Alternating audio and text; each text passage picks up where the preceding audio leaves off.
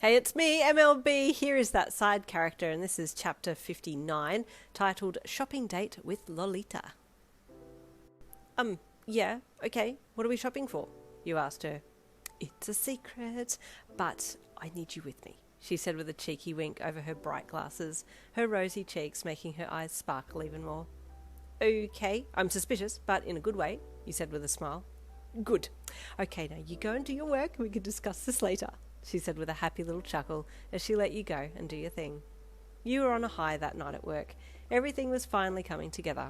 But you were worried that there was going to be repercussions. There were always repercussions. Everything's going so good again, so I have a feeling that one bad thing's going to happen. What could it be, though? That night after work, you told Kenma about staying at Lolita's place and also about going shopping with her on the weekend, and he nodded. She's nice. I like her. Yeah, same. She's got fun auntie vibes, but also mum vibes all in one, you said with a smile. I know I don't earn much, but if I pay her $5 a week for having me, then that's something at least. And then I have at least $10 for myself. Kenma turned his head away from you so that you wouldn't see his small smile. I like you in the way she is, but she's getting a little more responsible. She's even thinking of paying board. I don't even need to do that. You and Kenma spent some time kissing that night and then fell asleep with a smile on your face. Life was good right now. Life was very good right now. The next morning you were up early. You didn't want to get up when you had just woken up, so you rolled out of bed and onto the floor so you could sneak into Kenma's bed for a little bit. Kenma, the cat, was sleeping at the end of your boyfriend's bed, so you have to shift him off, which he was most upset about, but then forgave you once he settled on your bed over the spot where you had slept, seeing as it was the warmest spot. Your man stirred as you crawled under his covers and then opened his eyes as you popped your head out through the top, your body on top of his. Morning, you greeted brightly. Hi, Ian, he whispered softly, his voice still asleep as he reached an arm around you and pulled you down onto him for a hug. You snuggled down, but had to shift aside when he rearranged himself. You knew what it was all about now, and he seemed to be a bit shy about it, so you didn't make mention. He smelled so nice in the mornings, like a musky sleep smell, and you pressed your nose into the side of his neck and inhaled. That tickles, he said in a raspy voice as he crinkled his neck down to avoid any more potential tickles from you. I didn't know you were ticklish, you said with excitement. I wonder if I could make you laugh. Don't, he warned, trying to push you away now. Oh, no, I want to hear you laugh, you said, reaching down to poke him in the ribs.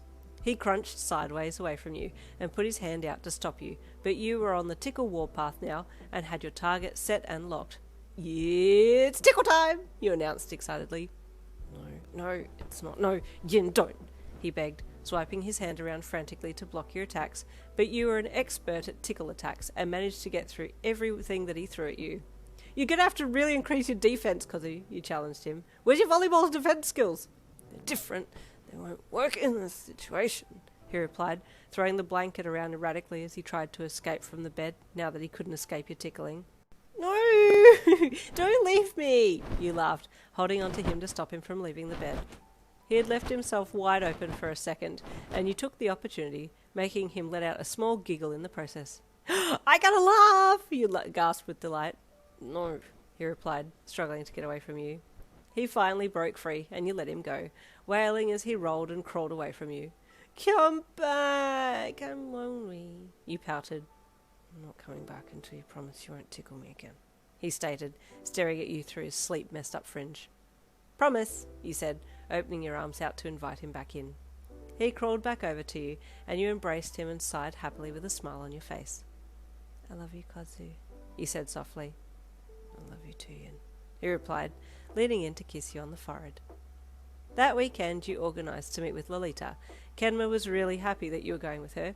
He hadn't wanted to go, so this was the perfect out, and he planned to spend the day at home with the cat, just playing his PSP and chillin'. Hi, Lolita, you greeted the animal shelter receptionist politely as you bounced up to her at the shops. She gave you a warm smile. So, what are we here for? You asked. Well, I need to find an outfit, she said with a delighted twinkle in her eye. An outfit for you? You asked. No, sunshine, for you, for your prom, she said excitedly. Oh, the clothes are really expensive and I don't have any money, and I was actually thinking of telling Kenma that I couldn't go and then maybe we could just stay home or something. I was going to use my dad's money to buy the outfit, but I don't want anything to do with him, so I definitely won't be asking for money, you said, rambling away. No, honey, everyone deserves to go to their prom, so I am more than happy to fund your outfit. Please let me do this one thing for you, she said. But you're already going to let me stay at your studio, so this is too much that you're doing for me, you replied. Oh, and I'm going to pay board, by the way, but I can only give you $5 a week.